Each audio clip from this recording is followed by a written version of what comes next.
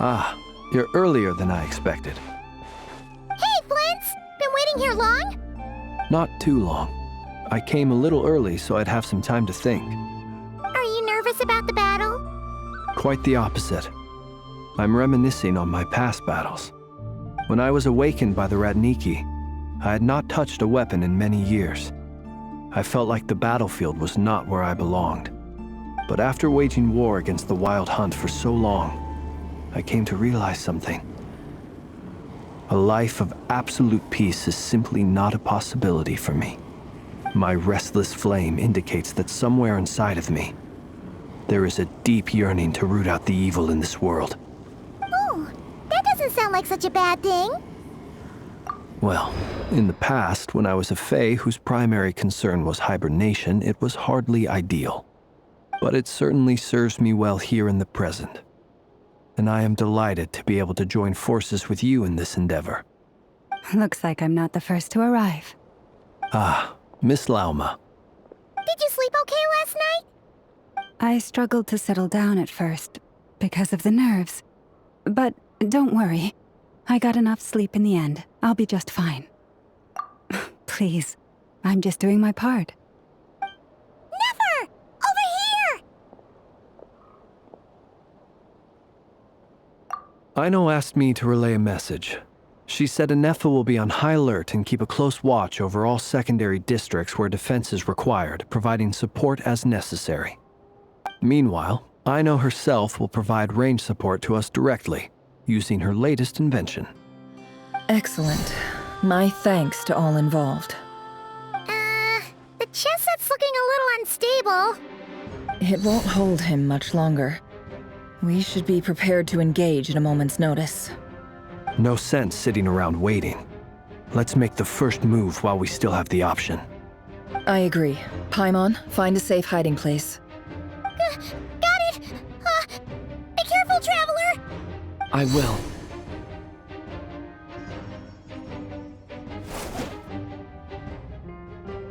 Everyone, take your positions as soon as the battle starts. Every ounce of strength we have in our bones, let us bring to this fight. Ready? Let's go. I've seen all your futile ploys before. You have become the authors of your own demise. I wouldn't be so sure about that. You are merely a moment of sport before I tear down the moon.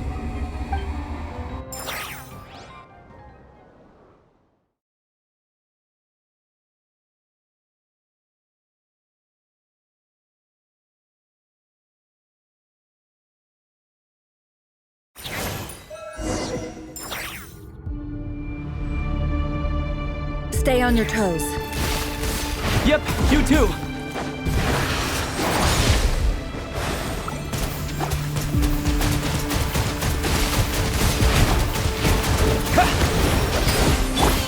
Can't hide the truth. Forest, protect us. Let me have Moonlight, it! crazy. Hunt him down! Close your eyes. Be silent.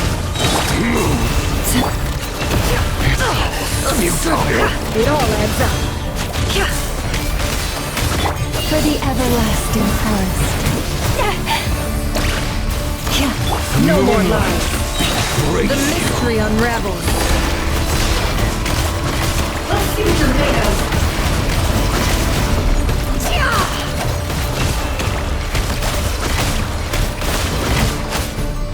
The moonlight betrays you. Be silent. You can fear the dark. Keep your... It all adds up.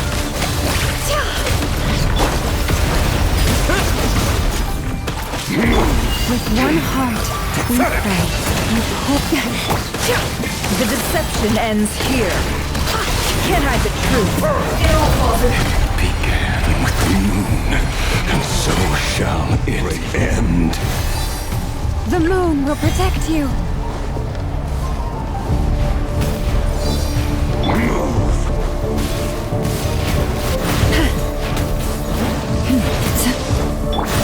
No more lies.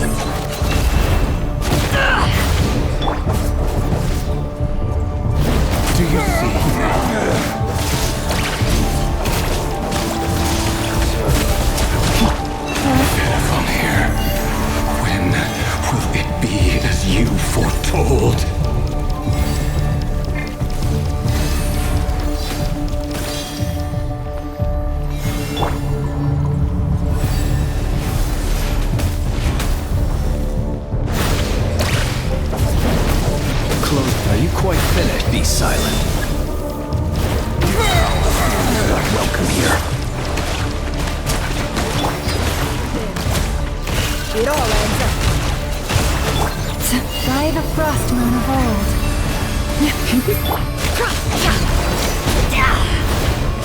Beware the creatures of the night. Close your eyes. Pathetic!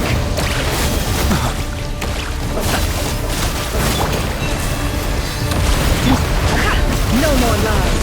It all adds up. The deception ends here. It all falls into place. Can't hide the truth. It's all futile. It all adds up. For the everlasting forest, leave this place.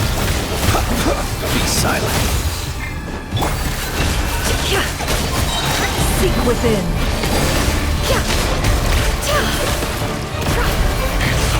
Futile. It all falls into place. Can't hide the truth. Observe. Moonlight. The dark raise you. Move. Water jet. Pathetic.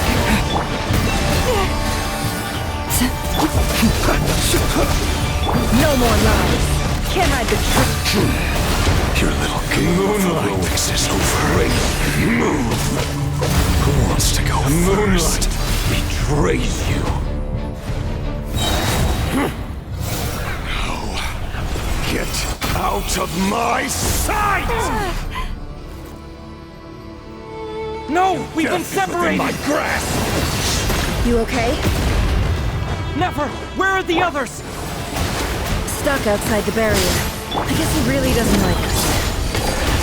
I told you before, knowing too much is always a death sentence. Be careful what you wish for.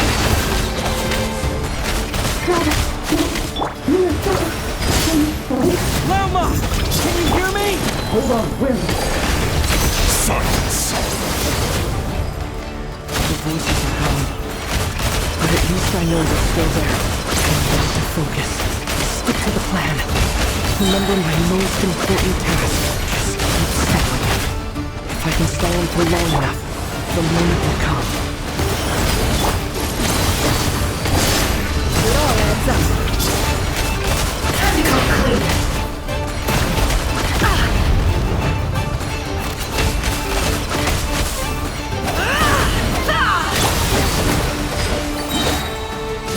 Bombs away! The deception ends here. No more lies. Time to come clean.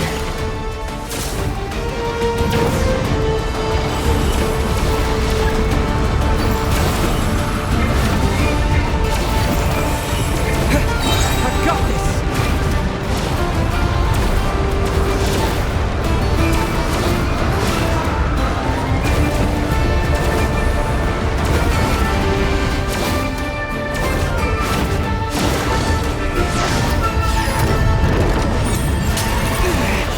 The shield's broken! I can't keep this up! Don't push your luck. Your death is within my grasp.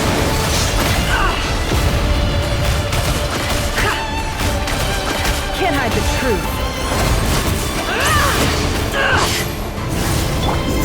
Go! It all adds up. Time to go clean. Time to go clean. Yeah! The mystery unravels. No more lies. Let's see what you're made of. Destroy. Can't hide the truth. Go! Wipe out! Seek within. It all adds up. Let's see what you're made of. No more lies.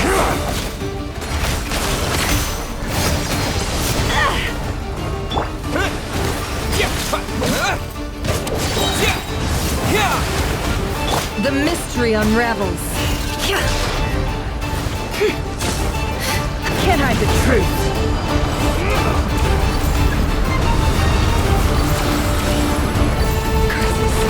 There's no other way.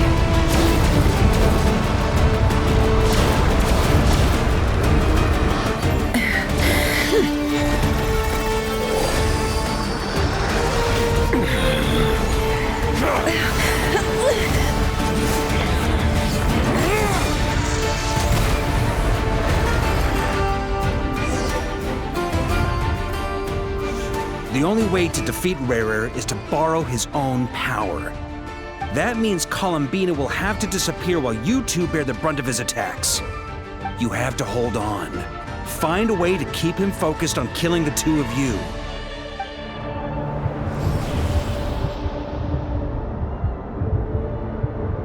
Never! Your eyes are bleeding! Soon you will be powerless to resist. And then, I will reduce you to dust. But that dust will plague your memories. Come on, keep holding on. Any other tricks up your sleeve? Let's see them. As entertaining as they are. You've backed yourself into a corner. You don't fool me. I see your fear clear as day. I have to stoke his rage. Make him unleash everything. You fear what you could never defeat. You fear the thought of never being able to save your beloved. You cannot win the fight against fate, Rarir. Is that what you think? Well, now it's your turn to feel afraid!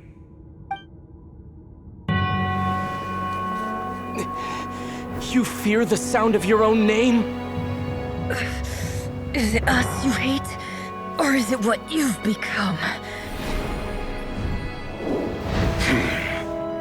Let's see what becomes of you!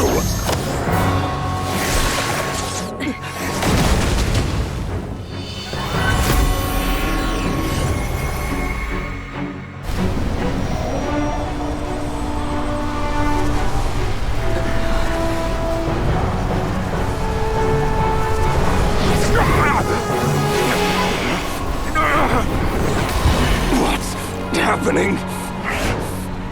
That power. I've seen it before.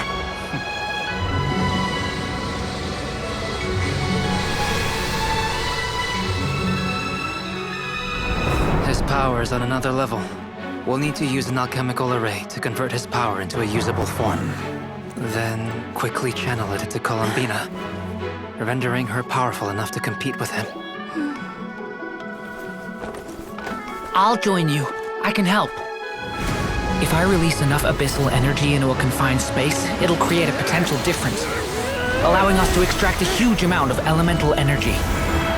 Next, I'll synchronize with everyone's minds using Pyro, then give you temporary access to their abilities and fields of view.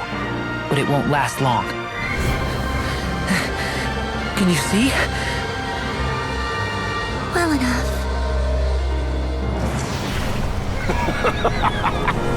So, we have a student of Gold Rhine-Daughter in our midst. How about that?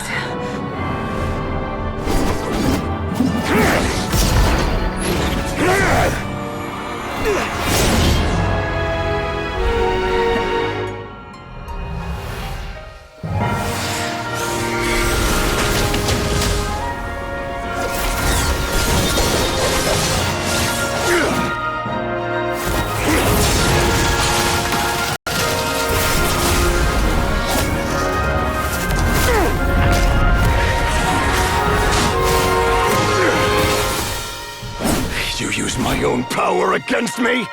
Just like how you stole Kuvaki. Look familiar?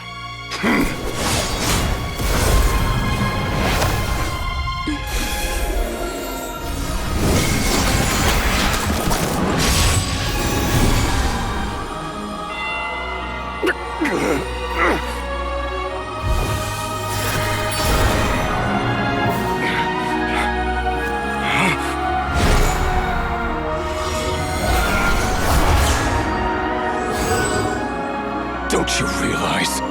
You don't have the power to hold that gate open! I don't, but someone else does.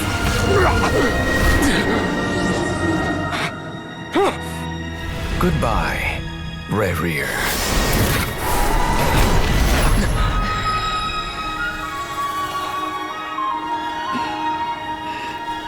We won.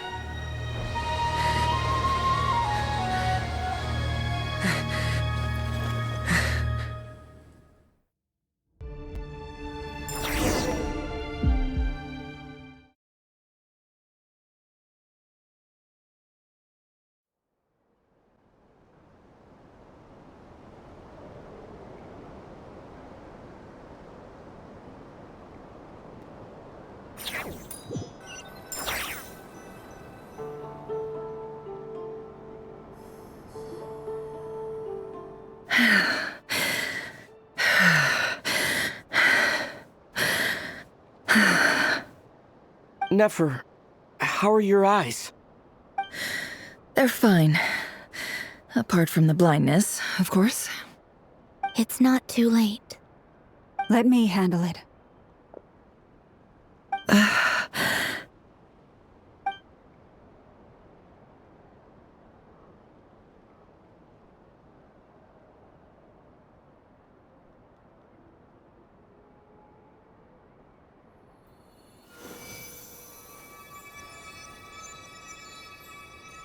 Miss Nefer, it's not like you to lose your composure. That was the most reckless thing I've ever seen you do. Reckless how? The situation was critical. Our lives were at stake. We had to do something. Even so. Okay. I guess you're right. Under the circumstances, it was a wise decision. You traded your eyes for an incredible victory. In business terms, I suppose that's a huge return on investment. I'd be hard-pressed to argue otherwise. Still, I don't like this outcome, and I don't want you to lose your sight for good. People suffer when they make sacrifices they shouldn't have to make, whether that means faith, strength, or in this case, your ability to even see. I had hoped you could win without sacrificing so much as a single hair on your head. Thank you. Really. All done. Don't try and open your eyes just yet. We'll see how you're doing in a couple of days. Until then, please follow your recovery plan to the letter. I'll send full details through Yehoda. For now, just get yourself home, relax, and rest. My dear friends, we have fought bravely and achieved a spectacular victory. A dark cloud has been lifted from the skies of Nodcry. All in this land will be grateful for what you have done. The moon will remember this day. Thank you both.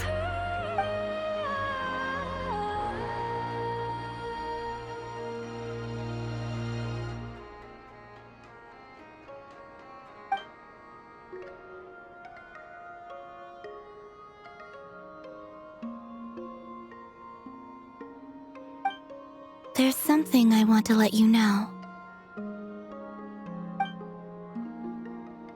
What is it?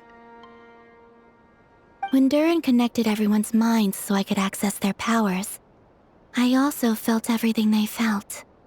And since Nefer's eyes were injured, my eyes are hurting now too. Huh. Hold on. Let me try. I only feel the pain. There's no actual damage. I just thought I should tell you. You're right. There's no damage. That's a relief. But I must say, I'm surprised to hear the Kutar share something like this with me. In the past, you never used to open up about yourself. Things are a little different now from how they were. I'm learning to share how I truly feel with my friends.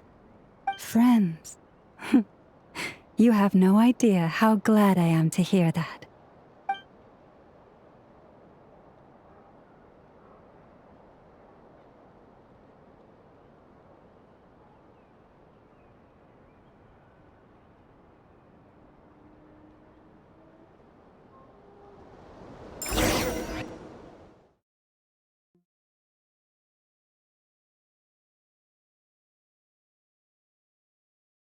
Yay!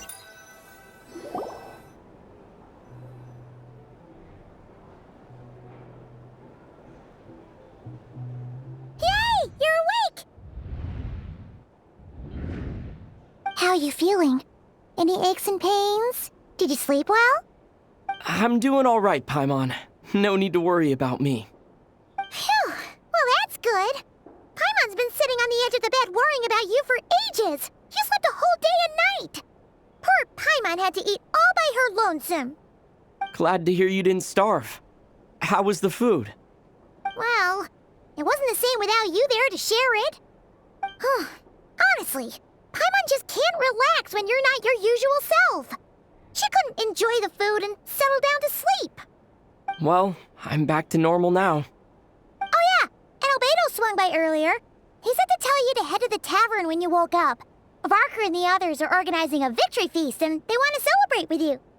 He also dropped off some medical supplies, but you seem fit as a fiddle, so guess you won't be needing those. If you're feeling up to it, let's head over now. Wouldn't want to keep them waiting.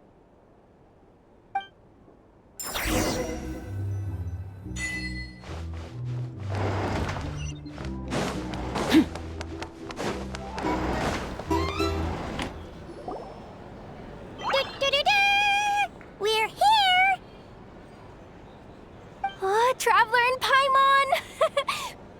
Perfect timing! We were literally just saying how there's no way we're holding this victory feast without you any longer, and we would have postponed it till tomorrow. How are you feeling today?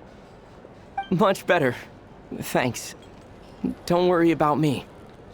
Relieved to hear it. If that changes, just let me know. Happy to check you over at any time. Yep, we're here for you. Anything you need, just let us know. Oh wait, where's Nefer? How are her eyes doing? Nefer's right over there. I'm sure she'd love to catch up with you.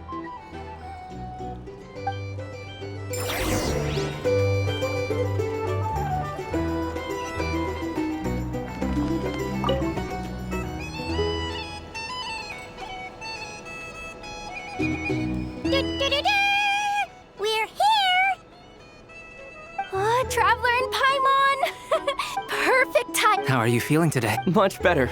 Relieved to hear it. Yep, we're... Oh wait, where's Nefer? How are her eyes? Nefer's right over there. I'm sure she'd love to...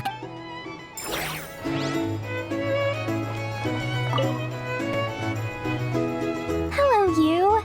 Recovered from the battle? Come on, what do you mean? Of course I'm gonna ask. I care about my friend's well-being. And we are friends, aren't we? Get yourself a drink. You've more than earned it. In fact, today, your drinks are on me. Lord Sangamabe's got you covered. Wow, really? What about Paimon? Has she earned it too? Has she? Please? Well, you haven't been through quite as much as the Traveler, but... what the heck, sure. Yay! Wow! Drinks on Dory! What a historic day. Hey, keep your voice down, or everyone else is gonna want in too.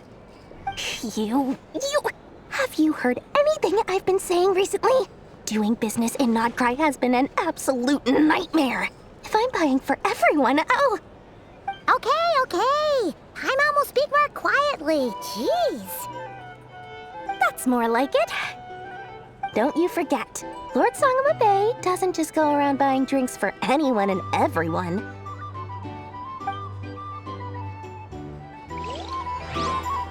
Hey there. For a drink or two? Perhaps a for the night? I thought of 1,000 ways to congratulate you, but now you're here, words are failing me. The honorary knight stuns them speechless once again. Well said. The honorary knight showed us all how it's done. The other knights tell me that Mondstadt was the first stop on your journey. All of us are truly delighted to count you as our friend. I'd like to thank you for supporting the Knights of Favonius, and also for helping us save Nodcry. Nonsense! Of course I'm gonna mention it. This is more than just business. It's a relationship. And there can be no relationship without showing gratitude where it's due.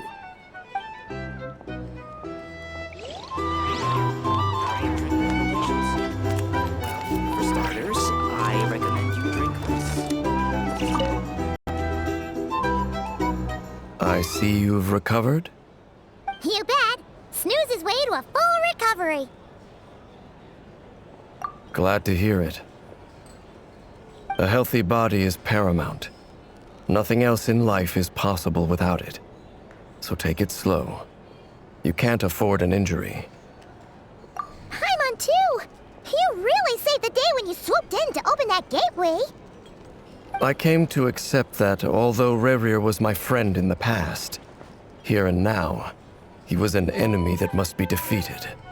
Though I will never fully understand what happened between us, I could not let this crisis deepen any further. We fought a very necessary battle, and you played your part admirably.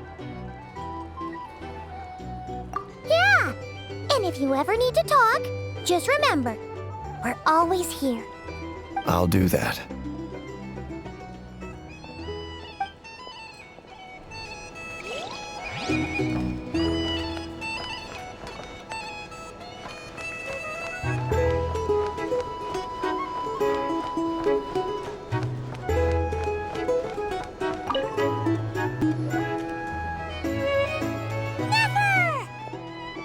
Traveler, Paimon, are you recovering well?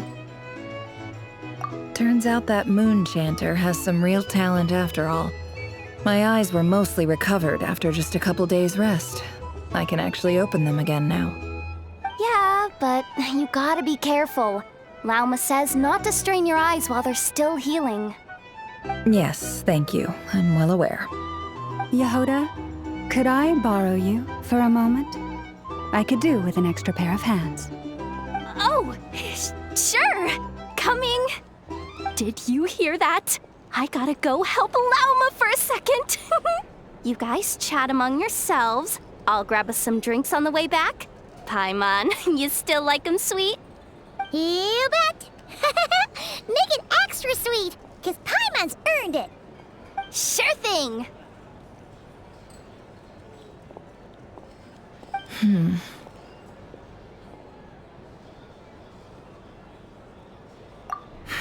The Raker of Solnari.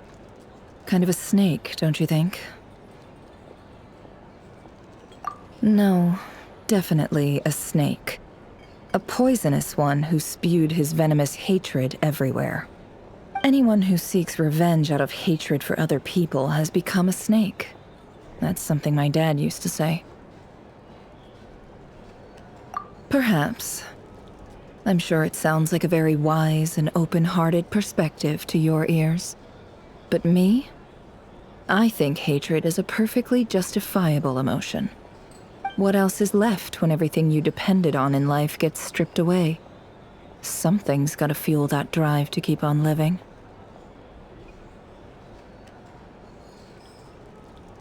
If you're worried about me, you can nip that in the bud. I'm not someone who gets stuck in the past. It's just...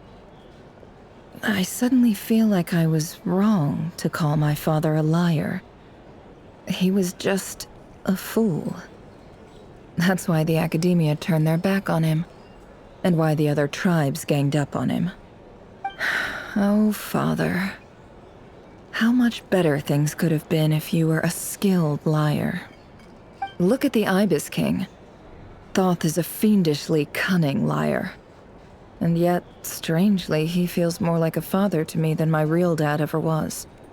He's never brought it up, but I'd bet he feels the same way. Why else would he give me the power to perceive the truth, while at the same time training me in the art of deception? Well, King Deshret banished him to Aru, which is essentially a prison, and posed 3 questions to him. He promised that he'd have his freedom if he could find the answers. His response was to take on a physical form and approach me, hoping that I could become his envoy and search for one of the answers on his behalf. Did he really think I'd fall for that? He's stuck there. He can't make me return what he gave to me. So that's enough for you to decide he's nice, is it? He's a prisoner, and he was scared. So he decided to perform some good deeds to win people's approval. He lives in fear because he's a deceiver. How is Rerir any different? You can't work as a spy your whole life and expect a happy ending. It's preposterous. Yet I can't say I don't understand it. Liars live in the darkness of their own making, but it's still human nature to want to go on living. They say that a liar's soul is the most worthless thing in the world. What do you think? Good. If you understand that, it means you're smart, and you see things objectively. If you ask me, the soul of a liar really is worth nothing, because all they care about is themselves. For example, when something good falls into my lap, I don't go sharing the news around. Stops other people trying to steal it from me.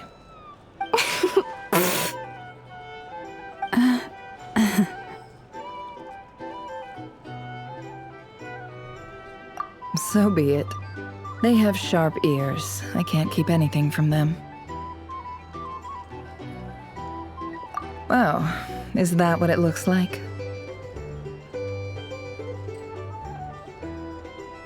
Well, you all know my past now, and I can't simply eliminate everyone who knows too much. So I guess I just have to put up with you, for the foreseeable future at least. When you find yourself in a situation you can't control, the safest play is to keep calm and start monitoring everyone involved like a hawk. In the intelligence world, you need to have a sense of perspective and play your hand accordingly. If you understand what's at stake, please ensure my secret is safe with you. I trust you'll respect my wishes as a friend. But don't forget, I will also be watching you like a hawk. Very good. Oh wait! Now that the panic's over and we've all calmed down, Paimon suddenly remembered something.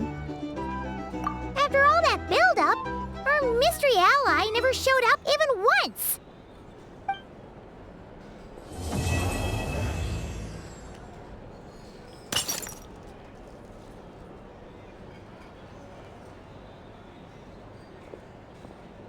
Huh? Am I imagining things?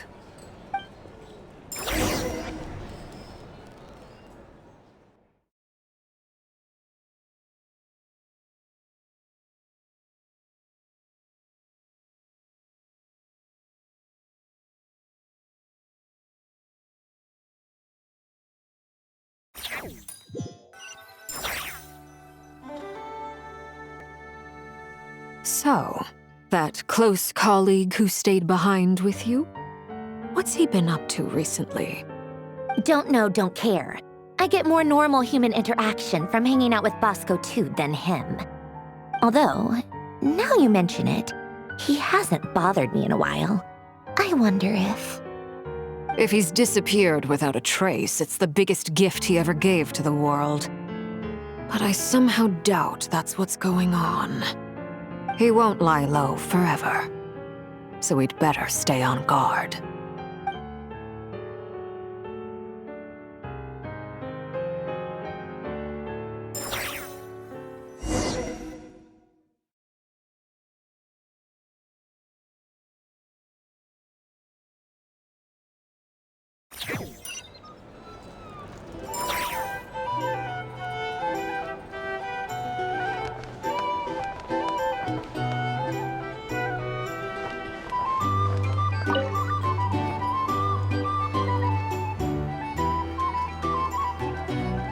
Ah, Lord Sangama Bay. How lovely to see you. I must thank you for the device you provided. It was an enormous help. Would I be right in thinking that it was developed by the Academia? Why come and ask me when you clearly know already? I mostly came to thank you. That's more like it. A little gratitude goes a long way with Lord Sangama Bay. Play your cards right, and you might even stand a chance of becoming my long-term supplier. The chance to work with such a kind and charitable investor as yourself would be a great honor for the Curatorium. Huh? Charitable? Who said anything about charity? First time hearing about it. Let's see. The first plot of land you purchased in Nodcry, your desert interests, and... Stop! What do you think you're doing? Exposing my investment history! It's nothing to hide from. They're all perfectly legitimate investments. And some of the land you purchased was with the intent of building a sanctuary? Yes, I heard about that too. How did you... You're a curious case, Lord Sangamabe. You don't like people finding out about your good deeds, do you? But I'm afraid no matter how hard you try to keep things under wraps, where there's a will, there's a way. You did it for Sumeru, didn't you? It was empty land that was gonna go to waste otherwise. I figured if I built something there, it might at least get some use in an emergency. Disasters are capricious things. They strike without any warning. I've lost family to a disaster before, and I don't want to lose any friends or business partners if I can help it. My elder sister used to dream of finding a sanctuary.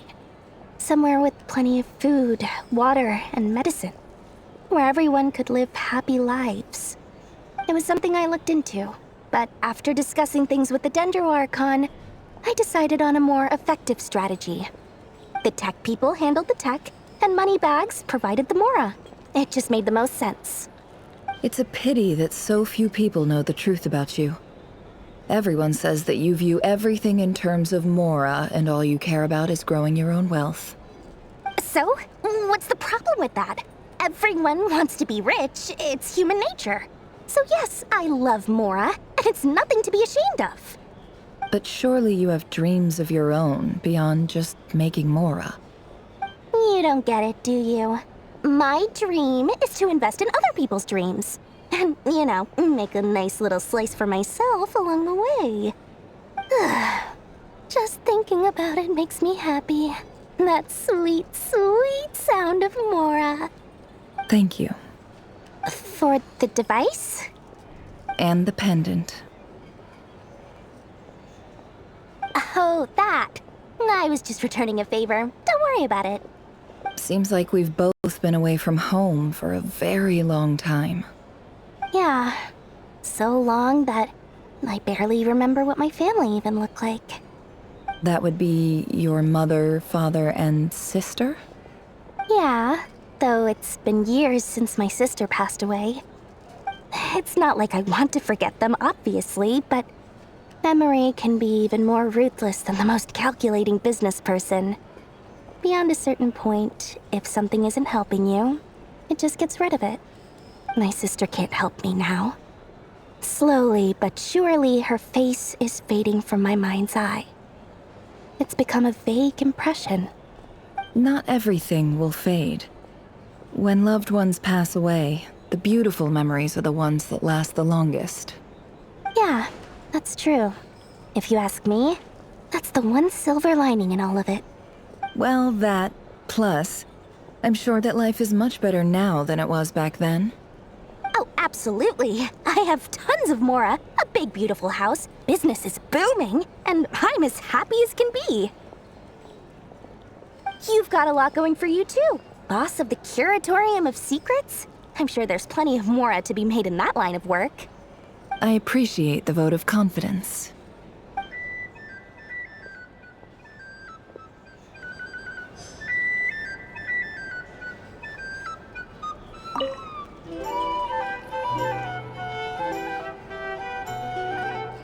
Ah, Lord Sangamabe.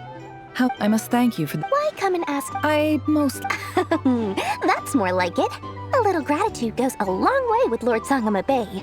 Play your the chance to work with such a kind and charitable... Huh? Let's see. It's nothing to... How? You're a curious, but I'm afraid no matter... You did it for... It was empty. Disasters are capricious things. They strike. My elder sister used to dream of finding a sanctuary. It was something I looked at the tech people and... It's a pity that... So? But surely you have... You don't get it. Just thinking of... Thank you. For the... And the pen. Oh, that... Seems like we've both... Yeah.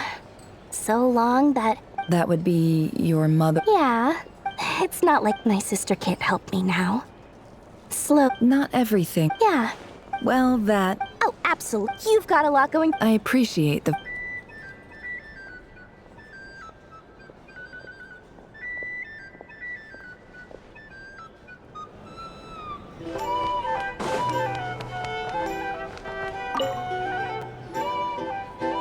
How have you been holding up? Any adverse reactions? If you start to take a turn for the worse, make sure you tell me right away. You don't need to worry about me, Grandmaster. I'm fine. I mean, I barely did anything, so... What? You're too humble, young man. You played an indispensable role in the battle for Nodcry. We can't thank you enough for your support. Sometimes, when people praise you, it's because you deserve it. The best thing is to accept it calmly and with grace. It's important to learn how to respond to words of admiration. Let's do a quick demonstration. Albedo, that was an incredible feat of alchemy. The pressure was on, but you worked flawlessly at lightning speed to get the job done. Thank you. I can't take all the credit, though. Durin played a big part in forming the alchemical array. See? Did you catch that? A masterclass in how to take a compliment. Okay, yeah. I did work pretty hard to help prepare for the battle. No point denying that. Hey, you guys! Hey, look who's bounced back. Looking good, Traveler. Seems like you've recovered. You won't need to take any more medication. Can I get you a drink? Huh? You know how to order at a bar now? You've sure learned a lot recently. Handling a drinks order is ridiculously simple compared to alchemy. Don't worry, I'll blend into society yet. Paimon believes it. You're clearly a fast learner, just like your brother. To be totally honest, though, Paimon didn't quite follow all the details when you first explained the plan to us. Don't worry, that's completely understandable. Unless you're a student of alchemy, it's hard to grasp the principle and how the process works. To put it in the simplest terms, we saw how our enemy stole the power of Kuvaki. And that gave us the idea of stealing his power to turn it against him. When facing an enemy you have no hope of defeating, it's best not to engage them in battle. So, instead of looking for a way to overpower him, we decided to help Columbina get strong enough to at least stand up to him in a fight. For this to work, we had to analyze his modes of attack, confirm who his main target was, and make sure that he wouldn't go beyond the range of the alchemical array. For added security, we prepared a total of 4 arrays.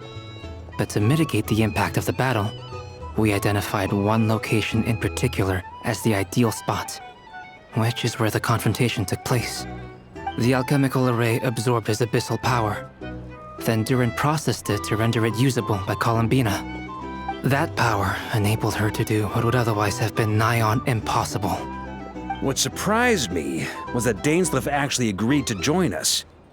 Given his history with Rerir, he had every right to sit this one out, but we're extremely grateful for the decision he made. It must have been a painful choice to make. But I'm sure that making a decision was far better for him than staying in limbo. Absolutely. He was torn between 2 paths, but in the end, he made his choice and stuck to it resolutely. He doesn't strike me as the sort of person who'd stay trapped in limbo for long. Anyway, however you cut it, everyone gave a stellar performance. And now, it's time to kick back and celebrate.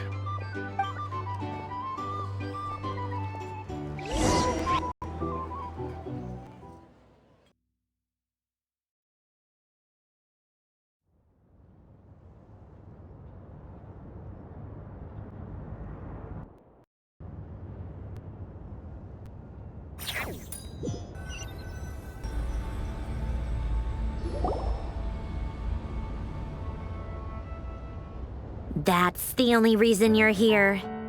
Yes. I've thought a lot about it, and I've realized that you, me, and Arlecchino should be friends. I think this is very important, so I felt I had to come and tell you. Well, this is a new one. I'm so moved. I can't even hold my teacup. If that's all, you can leave now. Do you not want to be friends with me? Or is it that you prefer being co-workers? What is this, Columbina? Are you deliberately testing my patience threshold? Right now, my politeness module is active, but if you say another word, I swear I'll shut it down. If your politeness module was active, wouldn't you say the word please at some point? Polonia, please see Lady Columbina to the door. Will you still invite me to your next tea party? What? Yes, I think you will. Bye-bye, dear Sandrone.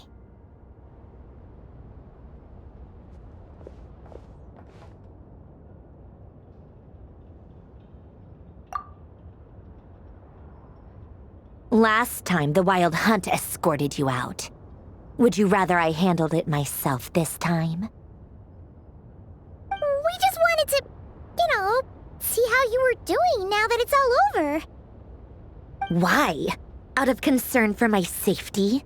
I hope you didn't seriously think that the Rayhir of Solnari would be able to lay so much as a finger upon me, given how prepared I was.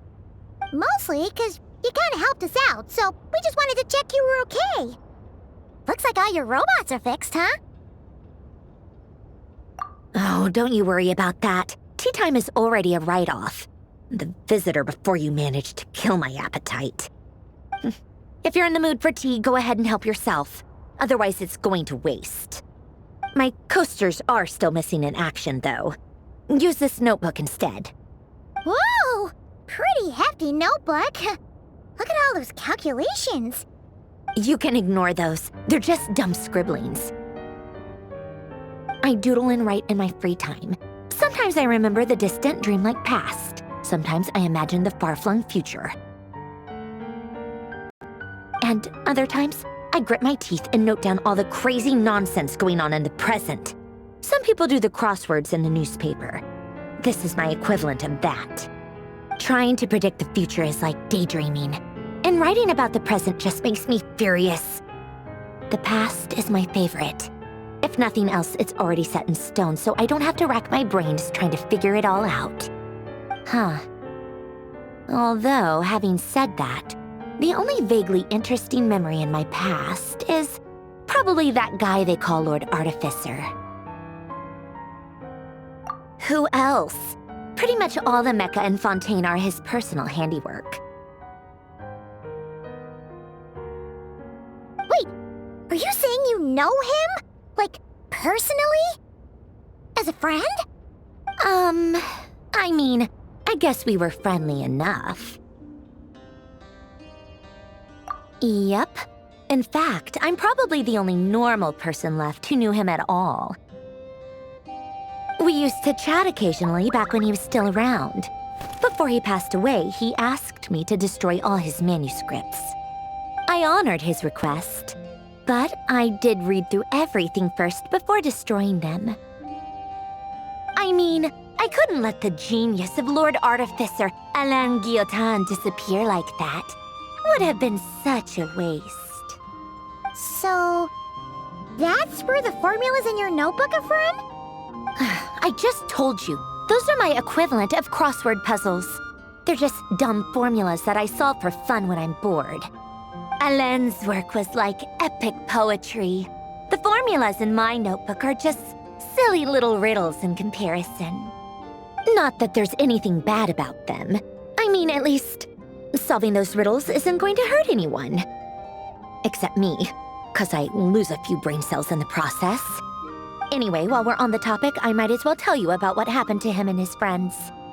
Alain Guillotin had two close buddies, Renee and Jacob. They spent their childhood years together in the Narzissenkreuz Institute. They were all quite competitive, so there was some rivalry between them, but it was a friendly rivalry. But beneath the friendship and the rivalry ran something deeper, a sense of nostalgia for the past. Unfortunately, childhood would end, the prophecy would come true, the apocalypse would arrive, and the future would never be.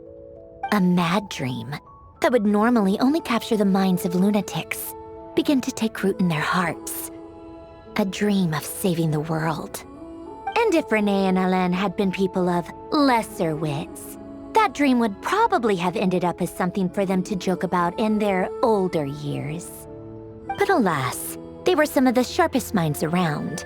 They nurtured that dream with the full power of their intellect, and it grew into something that ate away at their souls. The first of them to fall under its spell was Renee.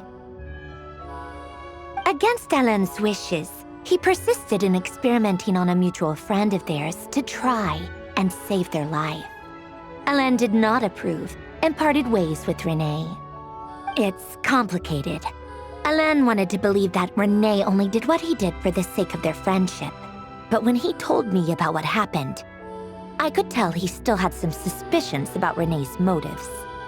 Perhaps the seed that would grow into a nightmare had already sprouted in Renee's mind. Even then, the next time they met, Renee's soul had been completely engulfed by the dream of salvation. His futile attempt to change the tide of fate only resulted in a wave that swallowed up the world, even before the apocalypse came. And although that wave died down eventually, I hear that it just recently came back with a vengeance. As I understand, Renee wanted to live out his dream of salvation once more. But I'm told that the attempted resurgence finally died out for good. At long last, Renee awoke from his deluded dream. Though of course by then it was far too late. What do you think of Renee? Do you admire his transcendent genius? His view that any price was worth paying to achieve the lofty goal of saving the world? Or do you despise him? Dismiss him as an evil madman who wrought havoc on the lives of everyone around him as he pursued his delusional dream? Same difference, really. Just a matter of perspective.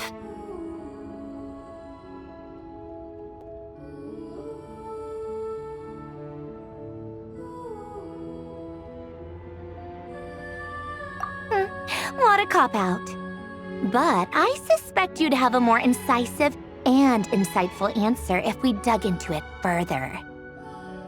I don't like fanatics who give up their whole lives for their ideology. Nor do I like fools who let their delusions take control. Maybe I could understand if Renee had just been an ordinary person. But he had a sage-like intellect. And still managed to get himself lost in a labyrinth of his own desires. Anyway, that's enough about Renee. Now, moving on to Alain Guillotin, the Lord Artificer. He managed to put a stop to the first storm whipped up by Renee.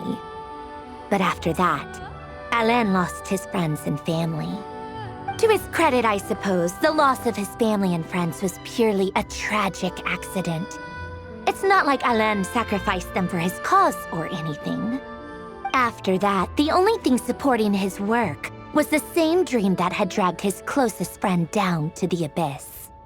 But although the desire to save Fontaine drove him to found the Fontaine Research Institute, Alain continued to reject any form of transcendental knowledge or power.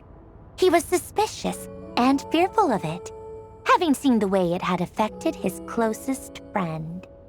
I think that formulas and machines derived solely from human intellect were the only thing that gave him a sense of spiritual comfort. Yet Alain's intellect was simply too great.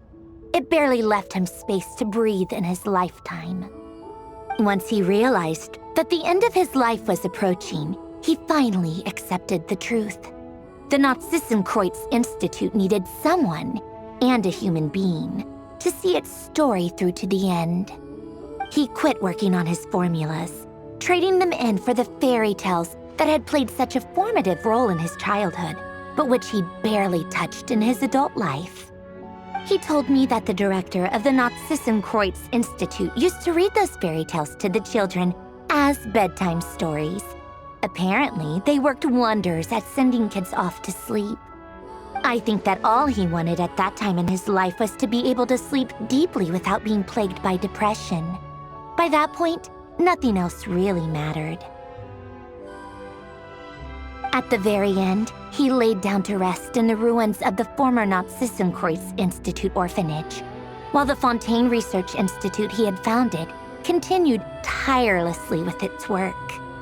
Many years after that, tensions over competing dreams would once again cause a rift, this time between members of the Fontaine Research Institute.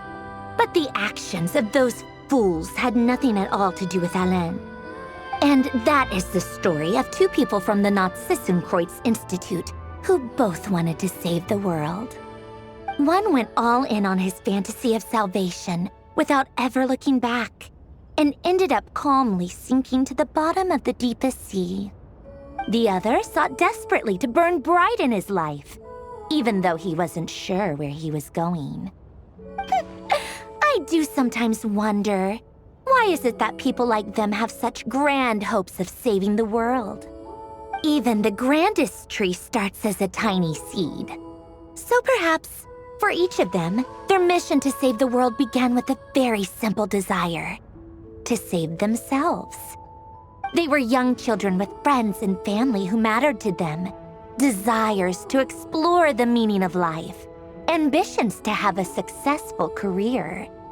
They didn't want to see all of that taken away in one fell swoop.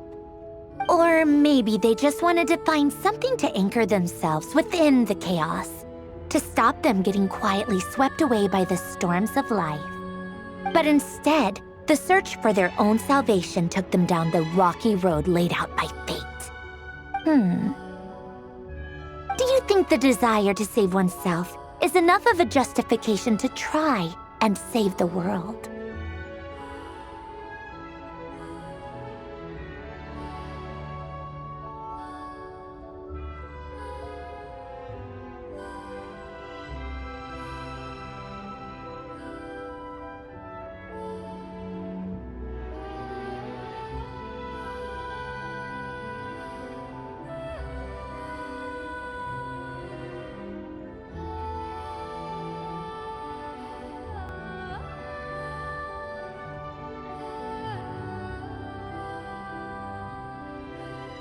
Sensible answer. Glad to know you've got your head screwed on straight. Alain would disagree, though. I asked him the same question back when he was in his prime, putting all of his energy into his work. Yes, it's enough. No elaboration, just a quick, short answer before getting right back to his work. He was always that way. All right, tea time's over. I owe Arlecchino a favor for telling me these stories. I'll have to bring a whole sack of gifts the next time I visit the House of the Hearth. I'm gonna go tinker with Polonia now. You guys can do whatever you want, as long as it doesn't involve interrupting me. Polonia, exit hibernation mode. Begin diagnostics.